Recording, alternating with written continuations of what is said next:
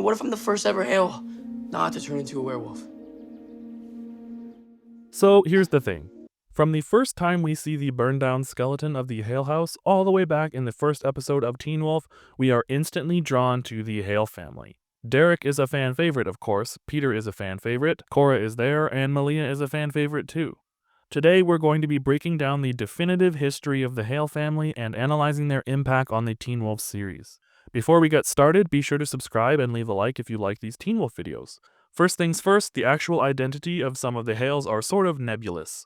We know of a few, but we also know there are a ton more, and there are probably about 50 different fan theories about side characters who are secretly related to them. Let's look at the characters we know in canon to be Hales. In order of appearance, there's Derek Hale, Laura Hale, and Peter Hale in Season 1, Cora Hale in Season 3A, Malia Tate in Season 3B, Talia Hale in flashbacks in both 3A and 3B, and Eli Hale introduced in the movie. That's it. At least, those are all the ones we see on screen. The first time Derek talks about the fire, he mentions that 11 people died in the Hale fire. Presumably he's including his mother and Cora in this number since he didn't know Cora was alive yet, so there are 9 Hales unaccounted for. We can assume that Derek had a dad at some point, but he's literally never mentioned by name, and it's not made clear if he was one of the victims or if he had died beforehand. As far as canon goes, those are all the Hales we have. But what do they do in the series? Well, in my usual level of obsession, I went through every single episode in the series and picked out the actions that the Hales take throughout all of the seasons and the movie, just so we can really set the scene for what impact the Hales had on the canon events of the show before we jump into any discussion. Warning, there are spoilers included in this video for every season of the show as well as the movie, so if you've been following along with my Teen Wolf Revisited series and haven't watched the show, you might want to sit this one out until we're finished with them all. If you know the show, get comfy. I've gone ahead and listed this in timeline order, and since we all know that the Teen Wolf timeline can be messy on a good day, I'm not actually going to label any of these moments with specific years. When it comes to the Hales, and especially Derek, the show had a tendency to change their mind and retcon how old the characters were for any given plot point, and a lot of the props and set pieces are actually misprinted based on the Teen Wolf production timeline. First, there are a few things established about the Hales before we ever get any moments of their involvement. Years prior to the beginning of the show, Talia Hale is the matriarch and already the alpha, and the family lives in a large house in the preserve near Beacon Hills. They also have a vault that was built before the high school was built on top, so it's clear that the family has had an everlasting presence in the town's history. The Hales have a positive reputation among other large werewolf packs and seem to prosper. Talia Hale has Laura and then Derek. It's not clear how many years there are between them, though presumably they are only a few years apart at the maximum. At least a few years later, most likely 3 but maybe longer, Talia has Cora. After that, within a year, Peter also has a child with Corinne, the desert wolf. Talia takes Malia from Corinne before she is named, and then takes the memory of Malia from Peter using her alpha claws. It's not clear why she does this, but presumably it's to protect Malia and Peter from Corinne's influence, since she's considered pretty dangerous. Malia is then given up for adoption and goes to live with the Tate family. There's about an 8-year gap here, and then Derek is attending high school. Remember, the timeline gets all muddy because of the meddling, so if the years and ages don't perfectly line up, then you can blame the writers and not me. When Derek is 15, he starts dating Paige. Around this time, Talia is in talks with Deaton, Deucalion, Ennis, and Kali about making peace with the Hunters. Peter convinces Derek that Paige will not accept their werewolf secret, so Derek sets up Ennis to bite Paige. It doesn't work, and he mercy kills her in the Nematon root cellar, turning his eyes from yellow to blue. At some point after this, Talia takes the memory of the Nematon's location from Derek and Peter. Within a year or so, Malia's family is killed in a car accident/murder attempt by her mother Corinne, and she shifts into a coyote and escapes into the woods. It's not clear why Talia doesn't intervene to try to find her, but she is confirmed to still be alive for this. Derek meets Kate Argent at his school. It's implied she is moonlighting as a high school teacher and he's in senior year. It's not clear how old Laura is here, but we know she is in school, though it's never stated if she's in high school or perhaps in university. Peter warns Talia that she's too peaceful and they're going to be a perfect target for hunters. Shortly after, Kate Argent enlists some help and burns down the Hale house. 11 Hales are presumably killed, Derek and Laura are in school when it happens, Cora survives, though it's not clear where she was when it happened, and Peter also survives, though he's badly burned in the fire. Laura likely inherits the alpha power here, and Talia's claws are recovered from the fire and placed in a box made from the wood of the Nemeton, which is brought to what is presumably Mexico but may also be South America. Peter is placed into care at Icon House. Cora runs away to South America, and Derek and Laura flee to New York. While in the hospital, Peter comes up with a plan to kill all the supernaturals in Beacon Hills and remake them in his image as the new Alpha.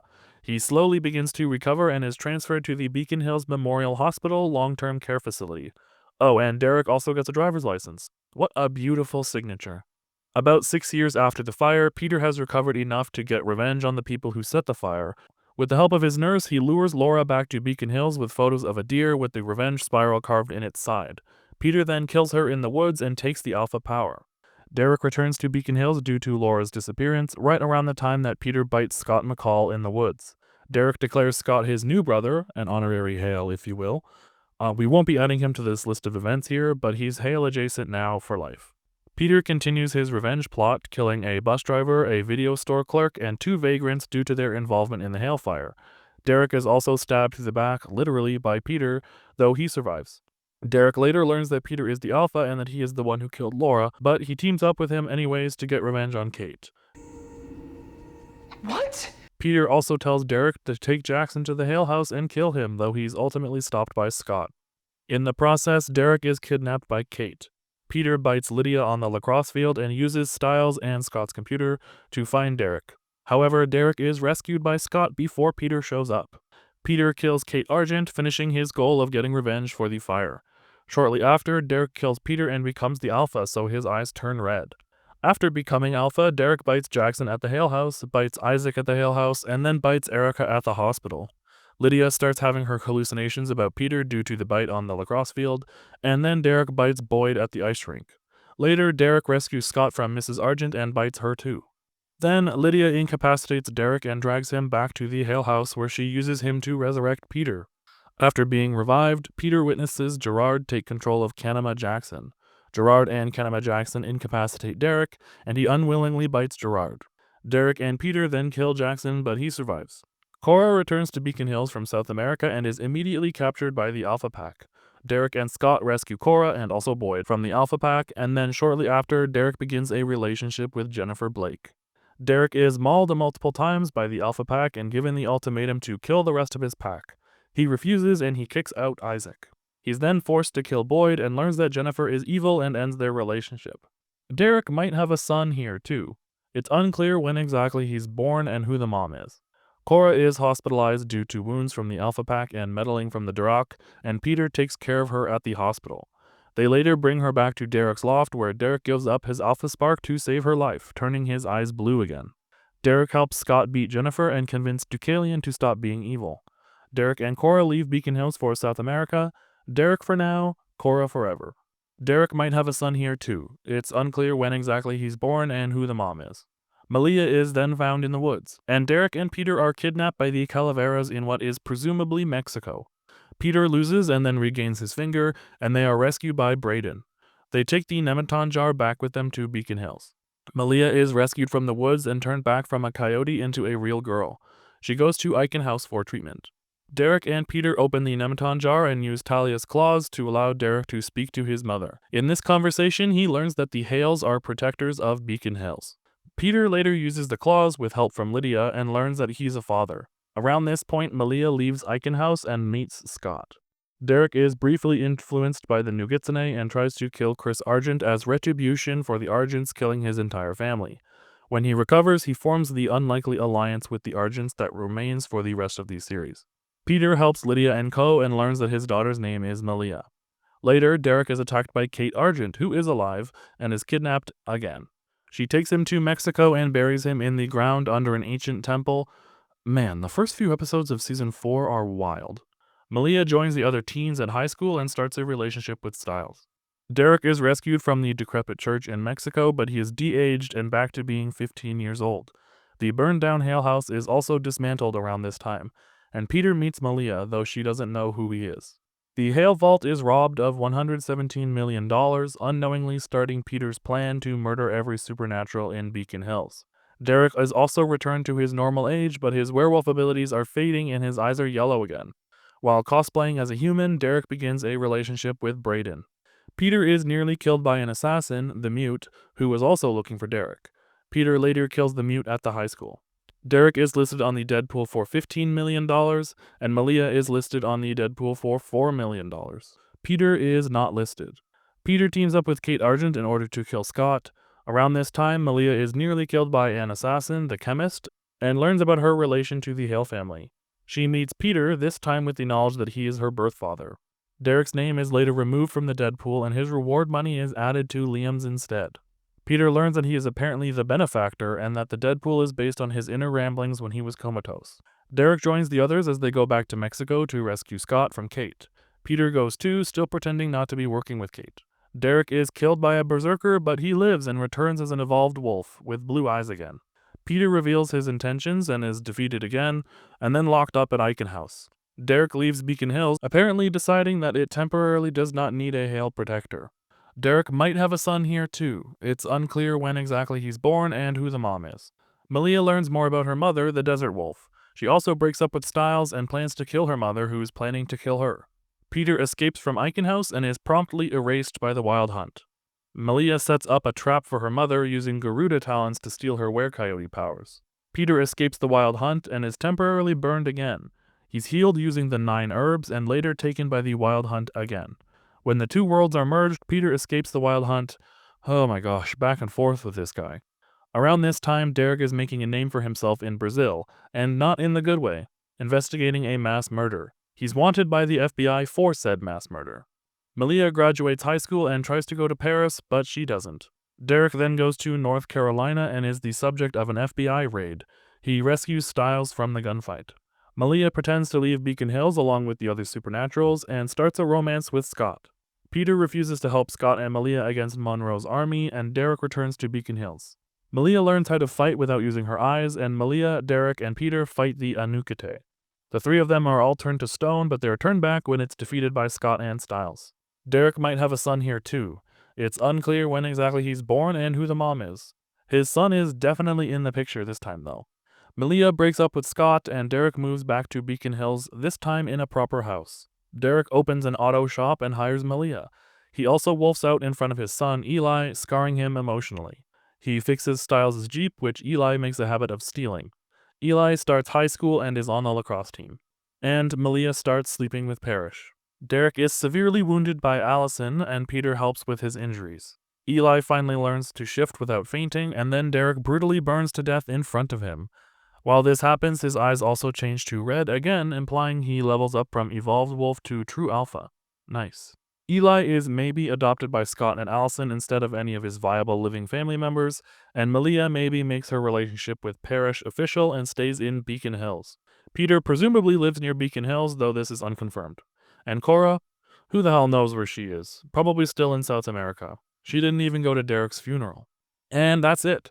That is every single notable event that the Hales do in the entire Teen Wolf series. You might notice through this summary that the Hales tend to be involved but not directly influential on most of the main plot after Season 1. There's some pretty major events from the series missing, even if they are occasionally attacked or victimized by whatever shenanigans are happening in Beacon Hills at the time. This leads us to one of the big points about the Hale family. Why do people gravitate towards them? All things considered, they don't do all that much that's severely important to the show, and yet they have some of the biggest fan bases and are majorly popular with fans. Even more so than some named characters that have more prolonged presence. Hell, Cora is barely a character at all, and she appears more in fan works than half the cast of seasons 4, 5, or 6. I think one of the biggest reasons that the Hale family is so loved is because they're an integral part of the foundation of the show. Arguably, the entire series hinges on them. They quote-unquote protect Beacon Hills, and it's their clash with the Argents that leads to Scott getting bitten in the first place. Their peaceful attitude that leads to the Argents victimizing the future Alpha Pack, which leads to Jennifer doing the Duroc sacrifices, which reactivates the Nematon and causes the entire rest of the series, from the Nogitsune to the Wild Hunt to all the different beasties being drawn into town. And Peter is directly responsible for a big chunk of the villainy in Season 1 and Season 4. Without the Hale family's past, pretty much nothing in this series ever happens. Like Isaac, their tragic backstory also helps to make them instantly likable.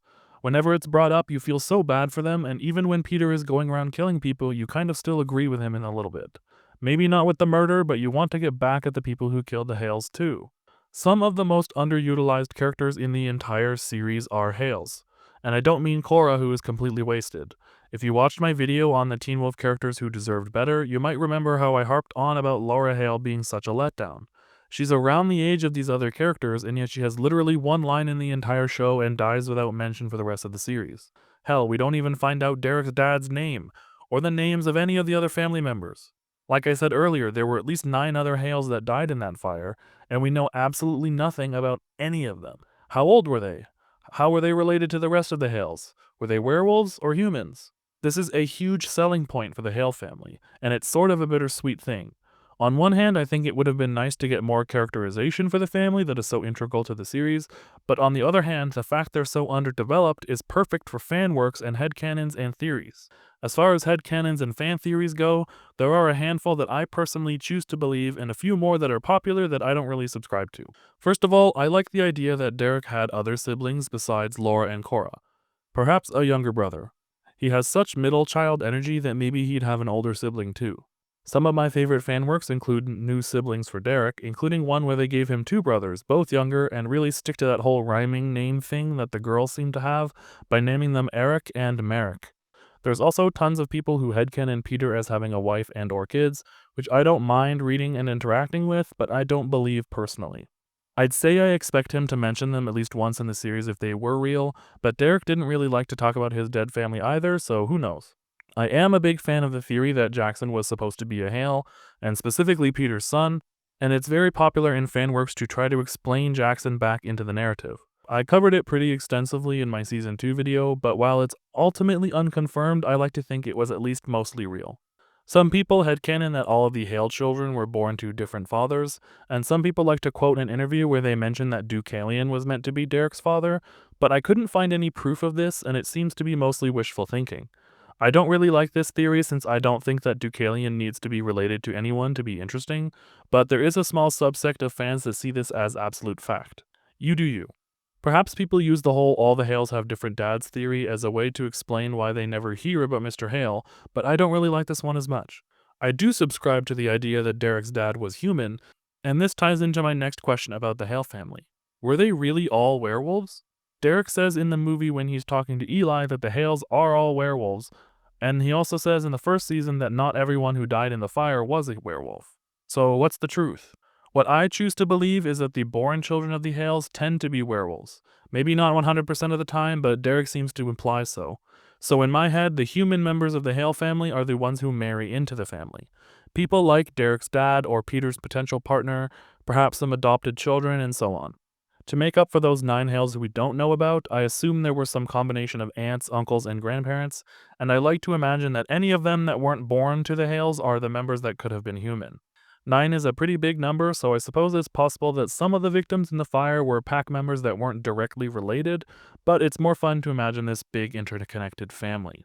Some people also like to say that the Hales cut down the Nematon in Beacon Hills, but I don't really like this one either. It's pretty clear that Druid emissaries act as the bridge for the wolves and the humans, and Deaton doesn't seem to have any sort of understanding about the Beacon Hills Nematon. It's not clear to what extent Talia's generation is even involved with it. We do know it's still standing in 1943, since Noshiko buries the Nogitsune there, but it's already cut down when Derek Mercy kills Paige, so it had to happen at some point during the Hales inhabiting Beacon Hills. I just don't believe that it would have been the Hales, since if they're so-called protectors of Beacon Hills, and we know that the Nematon there is one of the major ones in the world, then I just don't believe they'd cut it down rather than protect it. Maybe it was hunters, maybe it was something else, who knows. Would make a great subject to explore in a spin-off though, but that's a discussion for another day. Ultimately, the Hales are a real pillar in the Teen Wolf lore and a really big draw for a lot of people making fan works. There is one more question that people have that I want to address though. When was Eli born? This is something that lots of people don't like about the movie, but I think that Eli in general is a really good addition to the series. He might have been born during or after Season 3, maybe after Season 4, and maybe after the whole thing with Monroe's army but before the time jump in the final episode, or maybe after. The timeline is all sorts of messed up, so who knows. In the grand scheme of things, I don't think it even really matters. The point isn't that it happened at a specific time. The point is that he's there and how it affects Derek and Eli's characters. If you want to know more of my thoughts on this, stay tuned for the video about the movie that I will make eventually. We've still got a few seasons to go. If I had to rank all the Hales we see in the series, it would probably go something like this. Number 7, Cora Hale. No surprise here, but Cora is such a waste of a character. I won't go back into it here, but I do not hold any love for this character. She doesn't add anything, and it seems like her entire character's purpose is to show up and cause problems for Derek, make him treat his pack like crap, lose his alpha power, and then the big one, D-Gay, the most popular ship of the show. It doesn't help that she comes and goes so quickly and is never mentioned again. Number 6, Laura Hale.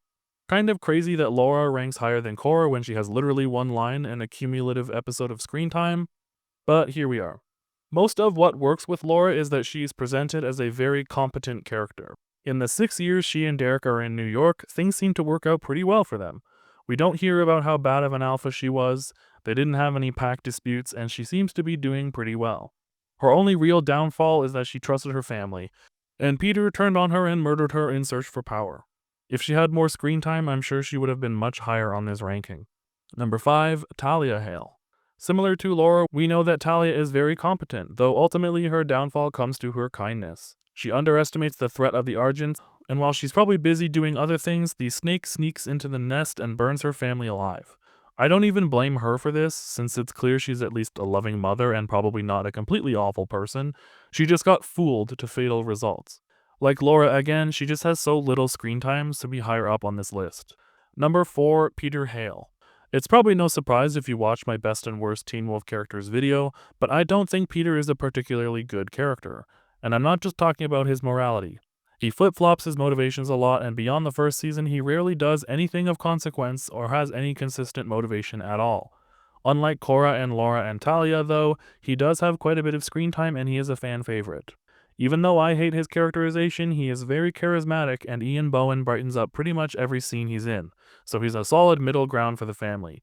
Not amazing, not completely awful, but right in the middle. Number 3, Eli Hale. I think Eli is a little better than Peter, though it's a pretty small jump here. Like most Hales, he doesn't have a lot of time to shine, and unlike Cora, he doesn't even have a full season. He's just got over 2 hours, and a lot of that isn't really focused on him. Still, I think Eli is probably the best decision the series makes past season 5. He fills in the energy hole that Stiles leaves after his departure from the series, and finally pulls some of the focus back to the Hale family. He even takes over the titular Teen Wolf role, and I think it really works. His backstory isn't as tragic as the others, but the idea that he was traumatized by Derek's fangs and lack of eyebrows is understandable, and it's interesting to finally dig a little deeper into the idea of a born werewolf. He's a character we hadn't seen from any of the wolves up to that point, and for that he gets a real thumbs up from me. Number 2, Malia Tate. Still, there's no denying that there are a few Hales that steal the spotlight, Malia included. I think that Malia is one of the best developed characters in the entire series. She goes from being literally a feral child to being really dependable and moral member of the group. Yes, she's still got her wild moments, but she's a pillar in Scott's pack and one of the most competent members as well. She just barely missed out on one of my best characters lists because there was a few that pushed past her. I also think that the whole plotline where she chooses to accept the Tate name rather than switch to the Hale name is excellent. I criticized the Jackson storyline for portraying adoption as a kind of illegitimate, but it was really sweet to have a character who was adopted and loved her adopted family. I'm pretty sure I've been calling her a Hale this whole time, because I do believe she counts, but she really is more of a Tate than a Hale. I absolutely love this, and it's a stance I wish more shows would take. Her only real downside is that she's introduced relatively late. Season 3B is almost halfway through the series, and there's one Hale who's there from the very beginning. Number 1, Derek Hale. Duh. Anyone who has even watched a few minutes of my older videos knows that I'm ride or die for Derek. He's got the most screen time, the most involvement, and he's one of the hottest people I've ever seen. I can go on and on about Derek, and I will in the future, but it's probably no surprise that he's the best Hale we see in the show. He's probably the best Hale in fanworks too, since he's undoubtedly the most popular character other than Stiles, and he's one half of the most popular ship in the series. People really latched onto him and didn't let go, even with some of the questionable choices he makes and the fact he leaves the show for almost 2 entire seasons. Part of why I think Derek works so well is his contrast to the other characters around him. Teen Wolf in general is a relatively dark show as far as teen dramas go, but Derek is one of the only characters who walks around with a surly attitude. Scott, Stiles, Jackson, Lydia, Allison, Kira, Malia, Liam, even Isaac and some of the others all behave and live like normal people with ups and downs, but Derek sort of lives life like it's all a down. Whoever he's in a scene with, he is angrier, probably more depressed, and 9 times out of 10 he's more aggressive. He works well as an opposite of Styles, he works well as an opposite of Scott, and he works to emphasize traits from any of the main characters. But it's not even at the expense of his own character. He's got some of the most prominent development in the series, and he does all of it while helping the other characters to shine. It's no surprise that he fits into practically any scenario that fans need him to.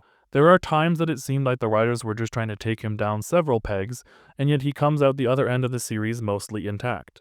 If you're looking for fan works that include the Hale family members, be sure to check out the shorts that I've been posting about some great Starrick fanfiction. I personally love the Hales and love to read about them still being alive, so there's a handful of excellent novel-length fanfics in there that might pique your interest. When it comes to the Hales, I think they will probably remain one of the most evergreen parts of the series.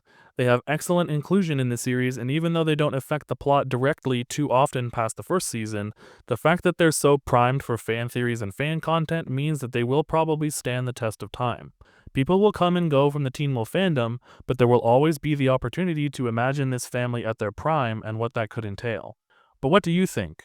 Are there any headcanons you have about the Hales? What's your favorite part of the show that the Hales are involved in? Be sure to check out the other Teen Wolf videos if you're interested, and don't forget to like and subscribe.